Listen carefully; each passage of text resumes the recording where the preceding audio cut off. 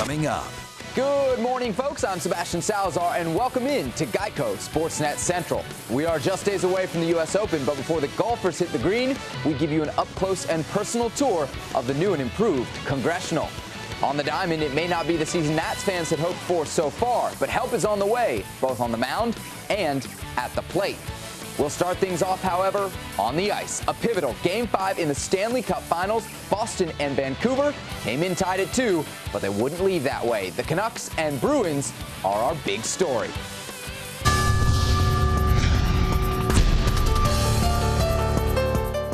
They were back in Vancouver for Game 5. Canucks goalie Roberto Luongo gave up 12 goals in 2 losses in Boston, trying to turn it around up north. Great goaltending in the first. Vancouver's Mason Raymond looks to go short-side, but Tim Thomas standing tall. Another look, Thomas getting over just in the nick of time. Then later, it's Luongo's turn. Bruins on the power play. Luongo stops Dennis Seidenberg's shot from the point. Then Stone's Patrice Bergeron on the doorstep. Luongo gets a blocker pad in the way, scoreless after 1. Second period, all about missed chances. Boston's Brad Marchand whiffs on the crossing pass, missing out on a golden scoring opportunity. Vancouver, will they return the favor? Tanner Glass with the wide open net, can't pull the trigger. You'll see it here. Thomas caught out of position. Glass can't capitalize. We go to the third period. Check out the creative pass, we'll say, from Vancouver's Kevin Bieksa off the boards. Maxime Lapierre wide open and puts it home, just squeaking it past Thomas. Only the second goal he's allowed in the last 3 games, but it was enough for Vancouver as Luongo picks up his 4th shutout of the playoffs.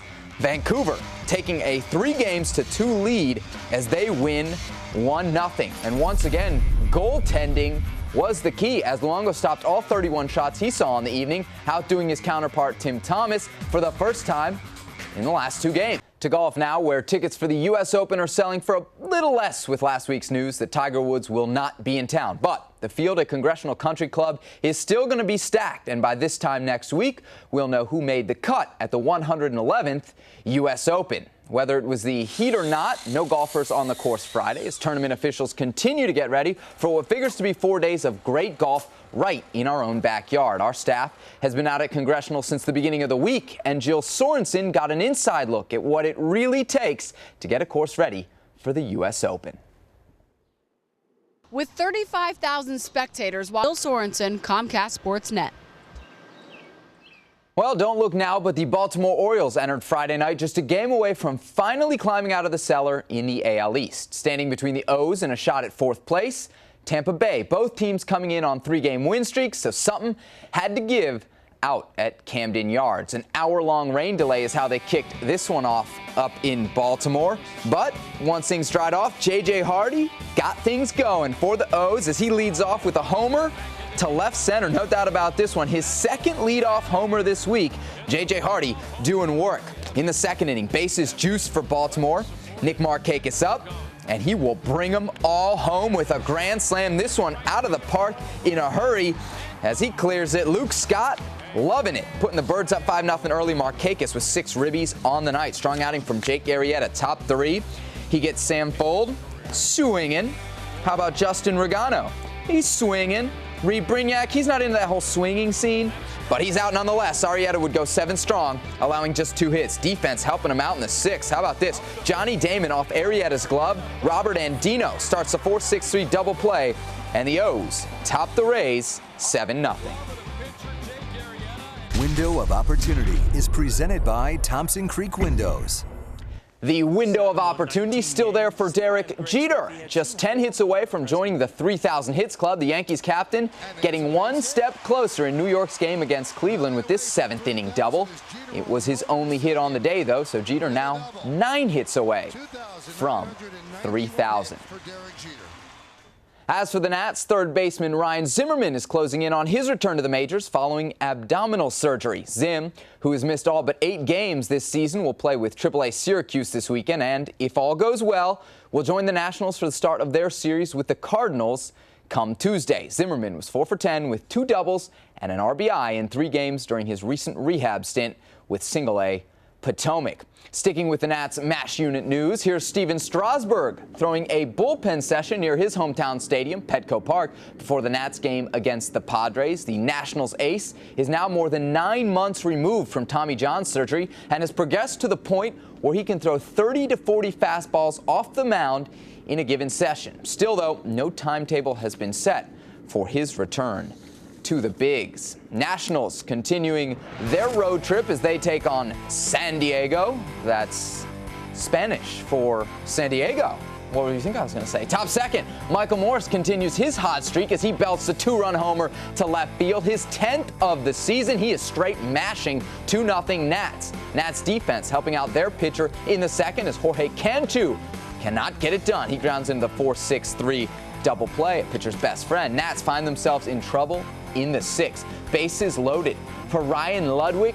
Jason Marquis walks in a run. Padres cut the lead in half, 2-1. Still not out of the inning. Marquis gets Anthony Rizzo swinging for the second out. Big right there. Next batter, Cantu at the plate, but Marquis forces a ground out, so the Nats escape the inning with a 2-1 lead. Last chance for the Padres comes up with Drew Storn. He's in to close it out, and Nick Hundley goes down looking. The Nats hang on for a 2-1 win. Well, still to come on Geico Sportsnet Central, this kiss has gotten a lot of negative attention for Bryce Harper, but it's nothing compared to the attention he'll get if he follows in the footsteps of another teen prodigy, one LeBron James. We'll explain coming up. Plus, we bring you the story of a former Terp who's thinking beyond the football field to give back to those who need it most. Truly inspirational stuff. And Nolan Smith has had his fair share of great moments in the DMV. If the Prince George's County native has anything to say about it, there will be plenty more to come in the future. More Geico Sportsnet Central is in your future. We'll be back in just a bit. Hey there, folks. Thanks for joining us for Geico Sportsnet Central. I'm Sebastian Salazar, and let me be the first to welcome you today. 80-something of the NFL lockout. Seems like a long time, but let's be positive. Every passing day means we're one day closer to a resolution, hopefully. Here's the latest. NFL owners and players' attorneys presented their cases Friday to the U.S. 8th Circuit Court of Appeals in St. Louis. With over 20 active and retired players in attendance, the two sides swapped arguments over the lockout imposed by owners. There was big surprise here, no ruling made. The court simply saying it would rule in due course and warning that its decision will be one that neither party likes. All I will say with... So as the NFL lockout continues, some players are getting desperate for a chance to get back together with their coaches and play a little football and, of course, get paid. Baltimore 6th-round draft pick and former Virginia Tech Hokie Tyrod Taylor would love to get a start on his 900-page playbook. Our Kelly Johnson caught up with the Ravens rookie in waiting.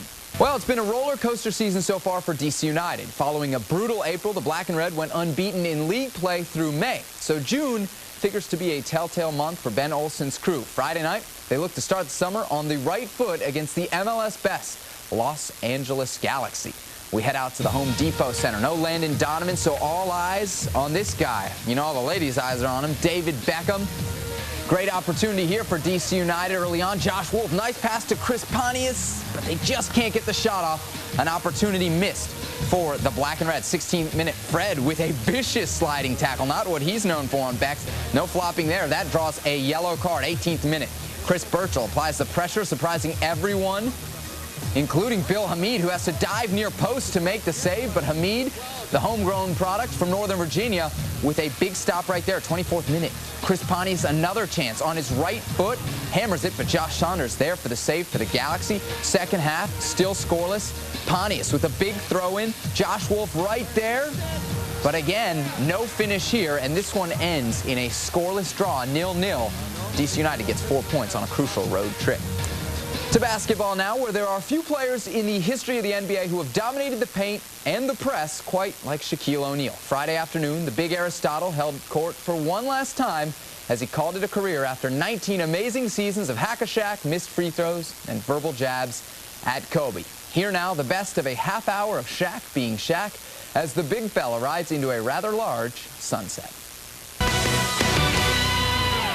Welcome back to Geico Sportsnet Central. We take you to the University of Maryland golf course for some second-round action at the Melwood Prince George's County Open on 16. Australian Jake Unenwild serves another shrimp on the barbie as he nails the chip. Eagle right there. He would miss the cut, finishing with a 71. One guy wasn't worried about the cut. Steve Wheatcroft on the 10th. He drops the putt. 6th birdie of the day. A few holes later on 17, Wheatcroft looking for another bird. He's got it. That pushes him to -10 for the round. So on 18, Wheatcroft with a shot at a PGA record 59, but he just misses it. Still finishes with a 60, setting a new course record out in College Park. Well, a few rungs down the leaderboard from Wheatcroft at the Melwood sits University of Georgia alum Eric Compton, who, to be frank, blends in with most of the other guys searching for their shot at the big time on the nationwide tour. But as our Chick Hernandez reports, the Miami, Florida native is unique among the field in at least one way. Eric Compton has survived not one, but 2 heart transplants. That's right. Eric Compton is currently on his 3rd heart.